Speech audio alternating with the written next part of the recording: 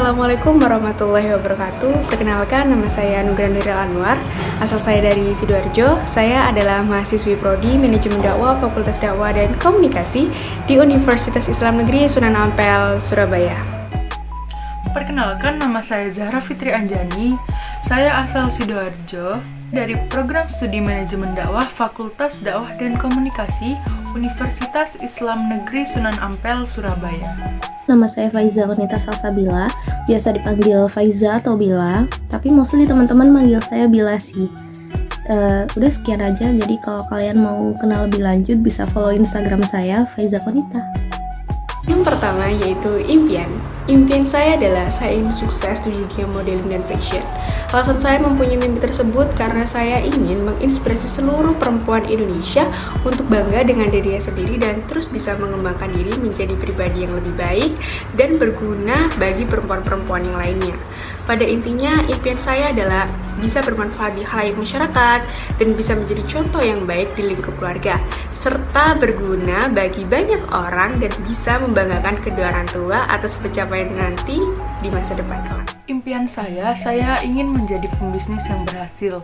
Mengapa demikian? Karena saya melihat diri saya berbakat dalam bidang bisnis. Di sisi lain, saya memiliki hobi bernyanyi. Idola saya yaitu Raisa Andriani. Dia adalah penyanyi asal Indonesia yang sangat berprestasi. Dia sudah sering memenangkan Emmy Awards dan Choice Awards. Saya mempunyai idola bernama Ayu Maulidia, atau biasa dikenal dengan Ayuma. Ia adalah seorang model dan ratu kecantikan di Indonesia. Ayuma ini memiliki banyak prestasi. Contoh, ia pernah menjuarai kontes Face Asia pada tahun 2019 dengan bergelar Grand Prize Winner.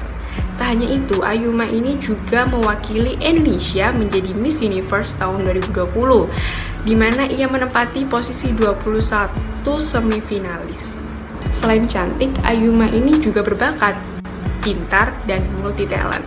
Dengan banyaknya prestasi dan pencapaian tersebut membuat saya terinspirasi dengan sosok Ayuma, menjadikan semangat untuk diri saya supaya bisa mengikuti jejak dari Ayu Maulidia. Nah, lanjut aja. Jadi saya akan meng-spill tokoh idola saya. Mungkin ini udah banyak yang tahu ya siapa orangnya. Itu Mas Husein Basyaiban, Ustadz ini. Jadi beliau itu subhanallah sekali ya, saya suka melihat dakwah-dakwahnya di TikTok, di Instagram. Pokoknya saya suka lihat dia doang, soalnya kayak friendly gitu kan dakwahnya, bisa mengikuti zaman, easy listening banget gitu. Jadi saya tuh gampang masuk kalau diceramain sama beliau. Apalagi kan enak banget ya dilihatnya, kayak subhanallah. Adam, why Allah gave him everything without my number. Contoh. Apa perbedaan antara mahram dan muhrim? Mahram adalah orang-orang yang gak boleh kita nikahi. Jadi ketika kita menemukan cewek-cewek Yang ketiga yaitu prestasi dan kelebihan. Yang pertama, prestasi saya adalah saya pernah mengikuti pemilihan Yuk Muslimah tingkat Kabupaten Sidoarjo. Dengan mengikuti kompetensi tersebut menjadi pengalaman pertama saya di dunia pijen, di mana ini adalah passion saya sendiri yang dari kecil sudah ikut lomba fashion show dan tari saat saya masih TK. Nah, selanjutnya di sini saya akan menunjukkan beberapa karya-karya terbaik saya. Alhamdulillah saya bisa sedikit menggambar waktu saya lomba kaligrafi. Waktu mengikuti lomba kaligrafi di FASI, yaitu Festival Anak Soleh Indonesia. Alhamdulillah juara 2 tingkat kabupaten atau kota. Pialanya. Alhamdulillah banget guys, aku punya bakat gambar itu. Soalnya kalau nggak ada, I'm so useless. Soalnya nggak tahu aku bisa apa lagi selain gambar. Ini juga ada gambar-gambar random banget kayak gini. Terus kayak gini. Ini random aja sih, kayak coret-coret doang gitu. Nah, selanjutnya membahas manfaat ketika kita ikut berorganisasi. Jadi, apa aja sih manfaatnya ikut organisasi itu? Jadi yang pertama, kita bisa memperluas jaringan atau relasi. Jadi kita bisa punya banyak temen nih, banyak temen baru atau teman-teman lama juga yang belum kenal jadi bisa kenal lagi.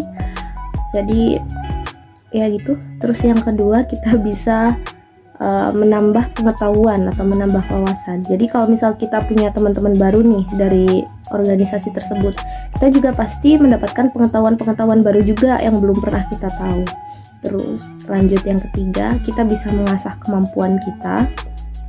Yang keempat, kita bisa belajar kepemimpinan. Jadi kalau misal kita jadi leader nih dalam suatu organisasi atau kelompok, kita juga pasti bisa belajar untuk bertanggung jawab untuk memimpin suatu organisasi atau suatu kelompok tersebut.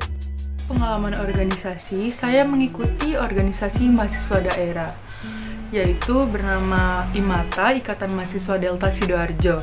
Di sana beranggota mahasiswa-mahasiswi UINSA yang berdomisili Sidoarjo. Di sana saya banyak belajar. Saya belajar bagaimana cara menjadi pemimpin yang baik. Saya belajar bagaimana cara berpendapat tanpa menimbulkan suatu masalah atau suatu yang membuat perpecahan. Dan saya juga bisa melihat berbagai macam karakteristik seseorang. Kelebihan yang saya punya adalah saya ini orangnya humble, mudah bergaul dengan orang dan mudah bersosialisasi, di mana hal tersebut membuat dampak positif untuk saya sendiri, yaitu kita bisa memiliki jaringan pertemanan yang cukup luas, bisa open-minded, dan ketika kita membutuhkan bantuan orang lain, kita tidak akan kesusahan karena dengan relasi pertemanan yang kita punya tersebut bisa mengatasi problem kita. Selain itu, saya dapat bekerja sama dengan tim. Contohnya saya mengikuti organisasi tingkat prodi di kampus. Dan saya juga senang belajar hal-hal baru di mana hal tersebut akan menambah pengalaman untuk diri saya sendiri. Selanjutnya, saya akan menceritakan keseruan ketika kita kuliah di Prodi Manajemen Dakwah FDK UINSA. Selain teman-temannya yang asik dan ramah, saya juga sangat suka dengan dosennya karena dosen-dosen di Prodi Manajemen Dakwah tidak seseram di program studi lain.